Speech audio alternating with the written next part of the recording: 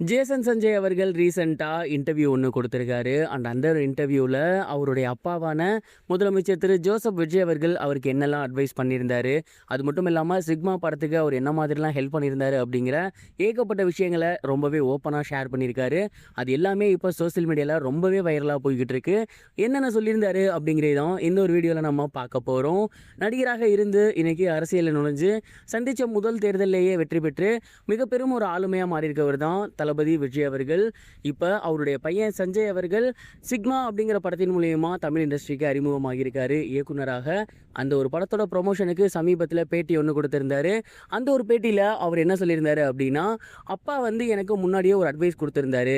அவர் கொடுத்த அட்வைஸ்லேயே எனக்கு ரொம்ப ரொம்ப பிடிச்ச அட்வைஸ், ரொம்ப முக்கியமான ஒரு அட்வைஸாக நான் எடுத்துக்கிட்டது அந்த ஒரே ஒரு அட்வைஸ் தான்.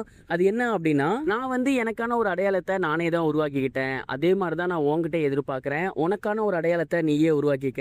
உனக்கு என்ன பண்ணணும்னு தோணுதோ அதை நீ முழு மனசார பண்ணு. உனக்கு சினிமாவில் நடிக்கணும்னாலும் சரி, அதை நீயா முடிவு பண்ணு. நீயாவே கதை கேளு. இல்லை சினிமாவில் நீ டைரக்டர் ஆக போற அப்படின்னா நீயாவே அந்த ஒரு கதையை யோசி. நீயாவே அதில் என்ன பண்ணலாம், எப்படி பண்ணலான்னு கற்றுக்கோ.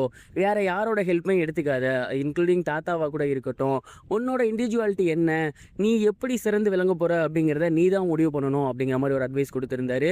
அது வந்து எனக்கு ரொம்ப ரொம்ப பிடித்தமான ஒரு அட்வைஸ். இப்போ வரைக்கும் நான் அதை தான் ஃபாலோ பண்ணிக்கிட்டு இருக்கேன். இதுதான் நான் சினிமாவுக்கு வரதுக்கு முன்னாடி அப்பா எனக்கு கொடுத்த மிகப்பெரிய ஒரு அட்வைஸ். இந்த ஒரு அட்வைஸை நான் இப்போ வரைக்குமே ஃபாலோ பண்ணி வந்துட்டு இருக்கேன் அப்படிங்கிற மாதிரி ஜேசன் சஞ்சய் அவர்கள் சொல்லியிருந்தாரு. அதன் பிறகு அந்த ஒரு காரணத்தினால தான் நான் சினிமாவுக்குள்ளே என்ட்ரி ஆன டேட்லேருந்தே இப்போ வரைக்கும் அப்பாவை நான் எங்கேயுமே மென்ஷன் பண்ணியிருக்க மாட்டேன். அப்பா யூஸ் பண்ணி நான் எங்கேயுமே எந்த சான்ஸையும் வாங்கியிருக்க மாட்டேன். முழுக்க முழுக்க ஓனாகவே நிறைய விஷயங்கள் பண்ணிட்டு இருந்தேன். அதற்கு மிக முக்கிய காரணம் இது மட்டும்தான். அதை தாண்டி இப்போ அப்பா வந்து மிகப்பெரிய ஒரு உயரிய இடத்துக்கு போயிருக்காரு. ஏற்கனவே அவரோட லேகசி அப்படிங்கிறது மிகப்பெரிதளவில் இருந்துச்சு. அது இப்போ இன்னும் பல மடங்கு உயர்ந்திருக்கு அப்படின்னு தான் சொல்லணும். அவரோட அந்த ஒரு லெகசி எங்கள் மேலேயும் படுது. அப்படிங்கும் பட்சத்தில் இதுக்கப்புறம் எங்கள் குடும்பம் வந்து எது பண்ணாலுமே பார்த்து பார்த்து பண்ணணும். ஏன்னா சின்னதாக ஒரு விஷயம்னாலுமே அது மிகப்பெரிய அளவில் மாறும். அதனால அந்த ஒரு லெகசியை பாதுகாக்கிற பொறுப்பும் எங்களுக்கு வந்திருக்கு அப்படிங்கிற மாதிரி சொல்லியிருந்தாரு. சமீப காலமாகவே தளபதி விஜய் அவர்களை சுற்றி நிறைய விஷயங்கள் வந்து சோசியல் மீடியாவில் போய்கிட்டு இருந்துச்சு. குறிப்பாக டிவோர்ஸ் சர்ச்சைலாம் மிக பெரும் அளவில் போணுச்சு. அப்போ ஜேசன் சஞ்சய் அவர்கள் விஜய் அவர்கள்ட்ட பேசுறது இல்லை அப்படின்னும், அவங்க குடும்பத்துக்குள்ள மிக பெரும் சண்டை அப்படிங்கிற மாதிரியும் நிறைய பேர் நிறைய விஷயங்களை சொல்லியிருந்தாங்க. பட் இப்போ ஜேசன் சஞ்சய் அவர்கள் சொல்லியிருக்கக்கூடிய விஷயங்கள், அவர் ஓப்பனாக பேசியிருக்கக்கூடிய விஷயங்கள்லாம் பார்க்கும்போது அப்படிலாம் எதுவுமே இல்லை அப்படிங்கிறது ரொம்ப தெளிவாக தெரியுது.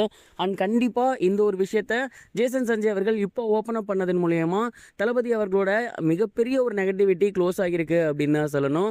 நிறைய விஷயங்கள் ரொம்பவே ஓப்பனாகவும் ரொம்பவே காமாகவும் எந்த ஒரு பந்தாவுமே இல்லாமல் சஞ்சய் அவர்கள் பேசியிருந்தார். அதுவே ரசிகர்களுக்கு மிகப்பெரிய ஒரு பாசிட்டிவிட்டியை கொடுத்துருக்கு. ஜேசன் சஞ்சய் அவர்களோட சிக்மா படம் எப்படி இருக்க போகுது அப்படிங்கிறத பொறுத்திருந்து பார்க்கலாம். இது வரைக்கும் கனெக்டிங் டிவிக்கு சப்ஸ்கிரைப் பண்ணனா மறக்காமல் சப்ஸ்கிரைப் பண்ணிக்கங்க. உடனடி அப்டேட்ஸ் பெறுவதற்கு நோட்டிஃபிகேஷன் பெல்லையும் கிளிக் பண்ணிக்கங்க.